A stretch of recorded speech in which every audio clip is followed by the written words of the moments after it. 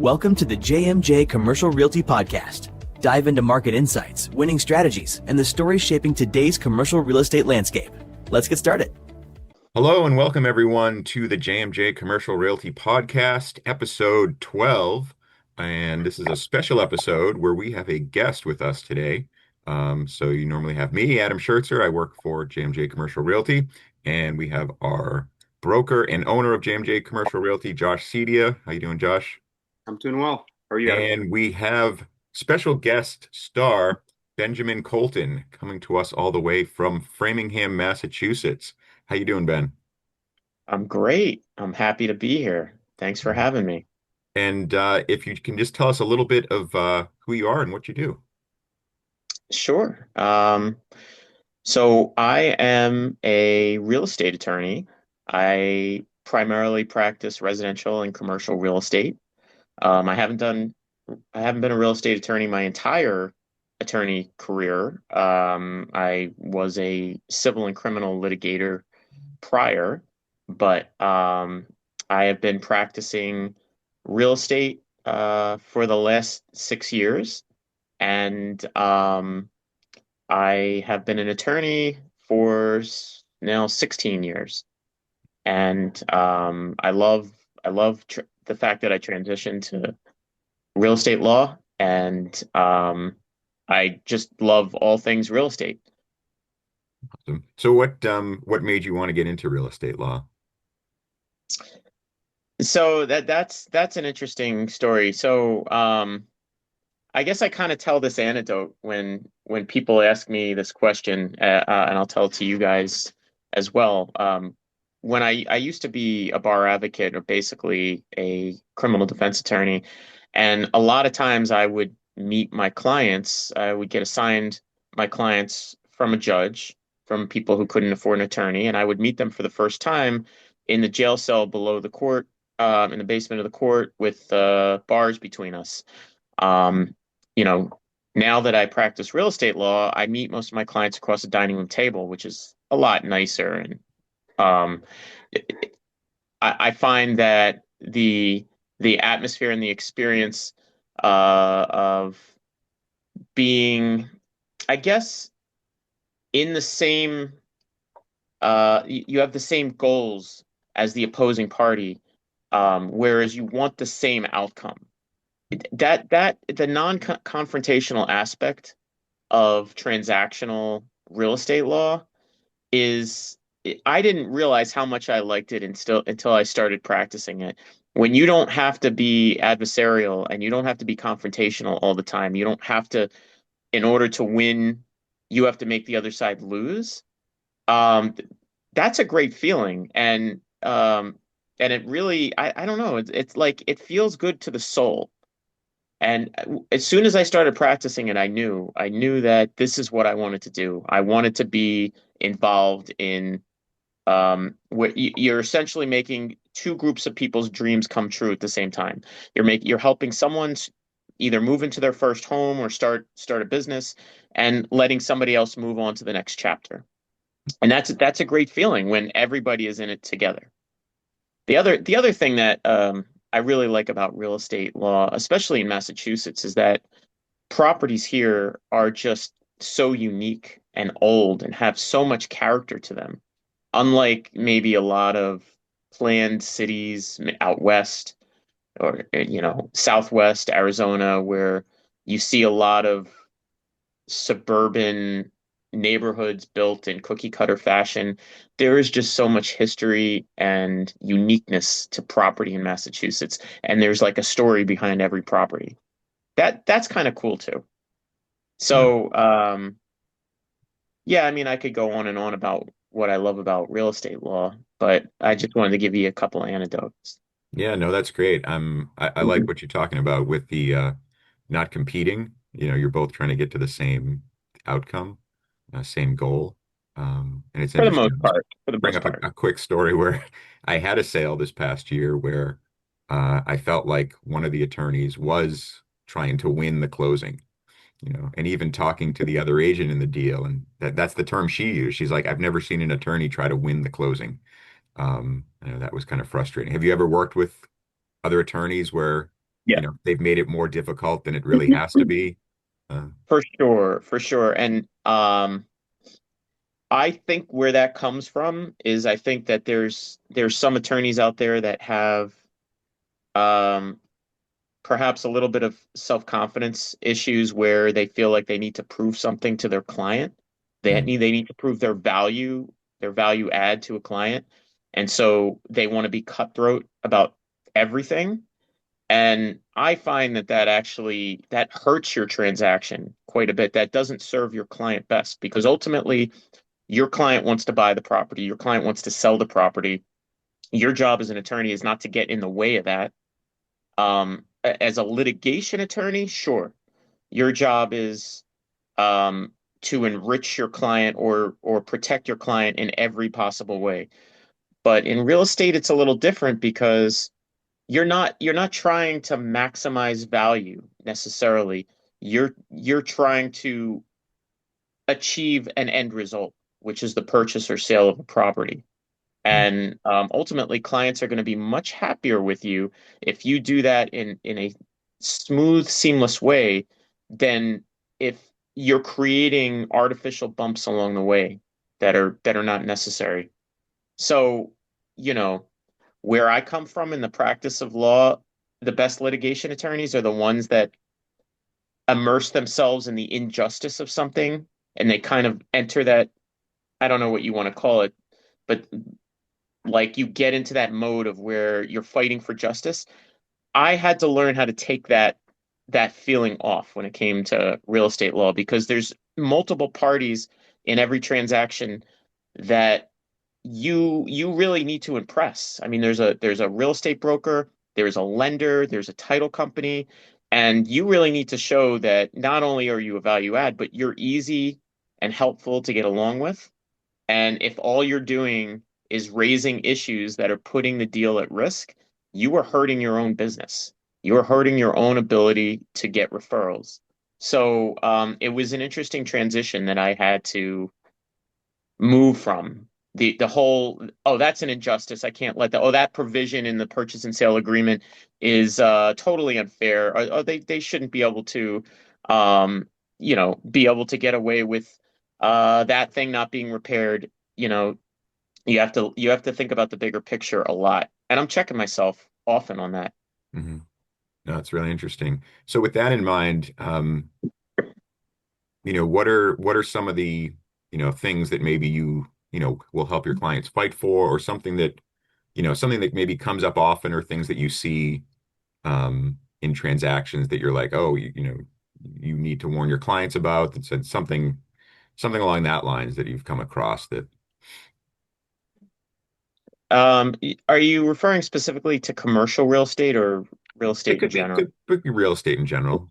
If you have any examples of um, things that if someone's listening now who's, maybe about to purchase a residential, house for themselves, or if they're a business that looking to, purchase something, kind of something that they should look out for, or something that, when you're looking over either a lease or a purchase to buy that, almost stands out, maybe red flags or something that shows up.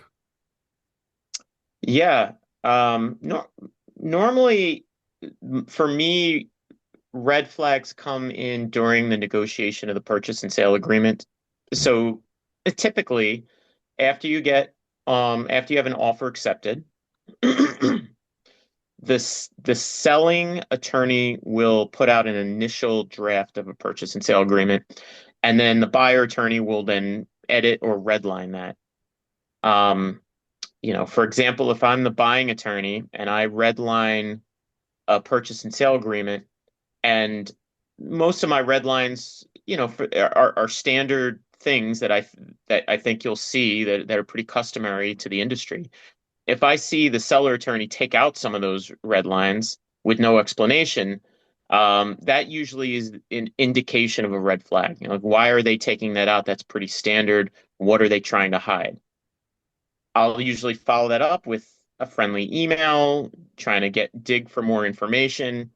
And their response to that email is usually critical for me in determining if there's something that's a red flag or not.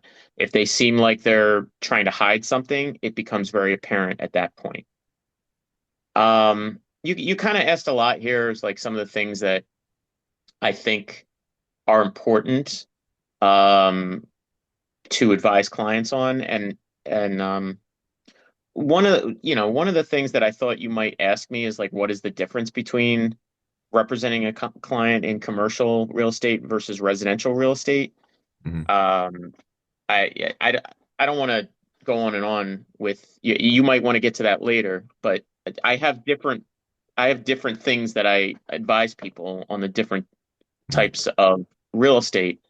Um, for example, commercial real estate considers buyers and sellers more sophisticated than residential real estate. So there is less protections. There's less Massachusetts statutes to protect a buyer from a commercial purchase than a residential real estate purchase. So because of that, I feel like an attorney is even more critical and important on the commercial side because you don't get those protections. There's not the TRID protections from the lender. In leases, there's not security deposit protections. Um, th- there's uh, there's an assumption that a buyer is represented by an experienced attorney. Um, for commercial real estate, and therefore uh, there's more due diligence that's done.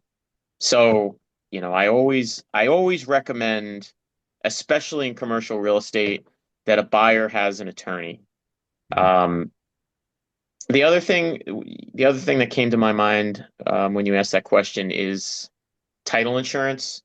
I think title insurance is largely a mystery to most people, and as an attorney explaining title insurance to people almost becomes like, what are the best anecdotes I can give people on why they need to get title insurance? And so I always have a list of stories, horror stories of what can happen to your property if you don't get title insurance. So, you know, on the commercial side, that's particularly important. Again, because those protections do not normally exist. Um, a lot of a lot of issues with commercial properties are not typically recorded in the registry of deeds, so more due diligence is needed by the attorney and the title company on the commercial side. So I guess, to answer your question, if I was just to give three things, it would be, how do they respond to red lines on your purchase and sale agreements? The difference between commercial and residential real estate, and thoughtfully explaining what title insurance is. Yeah, that's great. Yeah, thanks for bringing that back there. I know the question was kind of largely worded there. Um, but with that in mind too, it makes me think about the title insurance and thinking more on the residential side. I've heard stories of, homes being sold without the owners even knowing about it, and then coming I was back. I I think was there was, involved. Yeah, I was involved in that recently. was that the one in Concord? I think there was one in. So that one was a lot of people know about that because there's a lot of media involved in that one. No, I had a Okay. deal where it was an empty plot of land in Boston, and somebody tried to pretend to be the seller of that property. They went and got a fake driver's license created, Hmm. and it it's very easy. It's very easy to sell a piece of property, especially when it's not inhabited by anybody, Hmm. um, under someone's nose. And attorneys need to, especially today, there's so much title fraud. Attorneys need to take extra steps to verify people that they are who they say they are. Especially people that claim that they're out of state and they can't meet you face to face. Um, you need to get on Zoom calls, and you need to have them hold up, uh, documents and certificates and stuff like that in the camera Hmm. because it is really, really easy. All somebody needs to do is essentially get a good fake ID created so that when they go sign the deed in whatever state that they claim that they live in, you have to go to a notary to sign a deed. You just have to fool a local notary that you are the fake person and you sign a deed and the property's yours. Wow. Hmm. So were you on any Zooms with Nigerian princes that wanted their clients to deposit $10,000 in their bank accounts and they'd send them? It just reminds me of something like Yeah. that, but maybe a little more advanced. And there's so many of these like scams out there. Um, There's so many. And yeah. and I always urge real estate brokers to never represent somebody who you haven't met that is from out of state. Hmm. Um, because that is a growing fraud that is occurring. And is there Now, anything that individuals can do? You mentioned on the residential side, is there any um, steps that they can take proactively for individuals to kind of be aware of things, or it's just kind of case by case situation? On the residential side, as a seller, you mean, of Um, property, or as a yeah, buyer? or just an owner of property. Like I'm just thinking, I don't know if this is every registry, but I believe there are ways to get like notified if things change, like by email or just other, are there, is there, or, Yeah, so I get a lot of questions from people saying, "Hey, I heard this commercial about title title lock insurance. Should I get that?" And my answer is usually the following. Everybody has a different risk assessment level of their lives. You can pretty much get everything insured in your life if you want. Um, if you live in a home, a residential property, the chance that somebody's going to steal your title from underneath your nose is almost next to impossible. That's not the types of property that fraudsters are going after. They're primarily going after empty plots of land. So I personally, I'm the type of person that doesn't get the service plan at Best Buy for the toaster oven that I got. I think that in the long run, the amount of money that you pay for these policies is a ripoff compared to the value that you get on the couple times that you're going to need it. I think this title lock insurance that you hear in commercials, I think that that's one of them. But also, some people want that peace of mind. So I'm not going to say to them like you shouldn't get it. It really is you have to do an assessment to yourself, like what makes you feel secure or not. Um, again, I'm kind of an anti-insurance person. When I calculate, I mean, these insurance companies are here to make money, right? So they've made a calculation that they're going to make more money off of you than you're going to make benefit from purchasing it. So that's just my personal assessment of it. If you live on the property, it's probably de minimis value in getting this. cool. no, it makes sense. But it sounds like if you owned a piece of land, say I owned a piece of land in Arkansas and I live in Massachusetts, it sounds like it probably more beneficial that I would have some type of protection or title on that Yeah, if I'm not doing yeah. anything with the land or something like so. I I Um, I think anyone who owns land anywhere should take additional precautions. Even if you own land here in Massachusetts, mhm. it's just because people will sneak on your land. They might try to trespass on your land, squat on your land. You really want to take the time to block off and secure empty land. And because in the end, if you don't do that and somebody sneaks onto your land and gets hurt, like let's say a kid sneaks onto your land and get hurt, um, case law is pretty clear. Like even if they're a trespasser, you could be held liable, Mhm. believe it or not.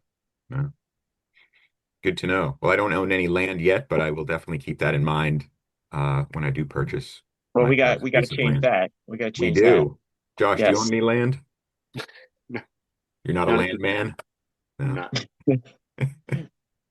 That's great. Well, I know Josh is another kind of man, not a land man. we only got a few minutes left here, Ben. I really appreciate you being on here with us. I wanted to just end with, if there was one thing you could tell someone listening, maybe since this is commercial real estate podcast, talking to either a business owner, or an investor, something they should know before, they sign anything, whether it be a lease or a purchase. Any bit of advice you have? Mhm. Sure. So, first of all, if you're a small business owner and you're taking the plunge to buy or lease your first property, congratulations. That's I think it's great, the entrepreneurial spirit of people in taking this risk because they don't know exactly how much money they're going to make or this is going to be profitable. So there's always a risk in that, and I think that's great that people are doing that. Um, so purchasing property, commercial property, where you're getting a loan from a bank, um, is a bit more complicated and more you need a lot more information before you start that process because a lender's going to ask for a lot more in a commercial loan. Um, they typically with loans they don't use your income like they would in a residential loan as a way of approving the loan. They use your business plan on and how you are going to make money with your business. So you have to have a business plan ready to go. And it needs to be tailored down and sharp in presentation to a commercial lender. You need to have an LLC created. In fact, you need to have two LLCs created. A lot of people don't realize this, but the typical way that lenders like to see people take property is they want a separate LLC for the business, and then they want a different LLC for owning the property, and then the property owning LLC will lease out to the business LLC. And so you want to contact your commercial real estate lawyer to prepare those documents for you in presentation to the bank. So that includes an operating agreement for your business. That includes a commercial lease from the the building owning LLC to the business operating LLC. It includes a manager's certificate. It includes a certificate of good standing for both the LLCs, and there's a couple other documents. So when you get into this process, understand that if it's your first time as a business owner owning these properties, you're going to need to have these documents created. You can largely use these documents again when you buy another building with a commercial loan, but for first timers, expect that there's going to be a little bit of extra cost with that. Obviously, you don't need any of that when you buy a residential home. That's largely confined to the income that you make and the debt that you have, the income debt ratio. So it's very different, and I always recommend that you speak to an attorney to understand fully what you're getting into, so you can prepare yourself for the costs that come with that. Um, it is a bit more expensive on the attorney side. Hiring an attorney to represent you on a commercial deal versus a residential deal. But on the sales side, it's not. Mhm. Great. Well, So that's great advice. We just have less than a minute here, so I'm just going to wrap up. Ben, thank you so much for being on here with us. Josh, as thank you. always, it's awesome. Um, if anyone is listening, has any questions, Ben will put your information in the post so they can reach out to you or on the screen here. If you have any questions for us, you can reach us at podcast@jmj-cre.com or leave us a comment, question, and we will get back to you. And I think that's about it. Thank you guys so much for being here today, and everyone have a great day. Thanks for having me, Adam Bye, and guys. Thanks, Josh. Ben. Take care. The views, thoughts, and opinions expressed on the JMJ Commercial Realty podcast are those of the host and guests and do not necessarily reflect the official policies or positions of JMJ Commercial Realty or its affiliates. The information provided in this podcast is for informational and educational purposes only and should not be considered financial, legal, or real estate advice.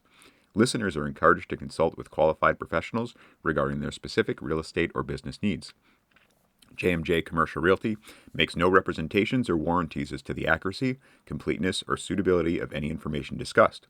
Reliance on any information provided in this podcast is done solely at your own risk. By listening, you agree that JMJ Commercial Realty and its representatives shall not be held liable for any losses or damages resulting from the use of information shared.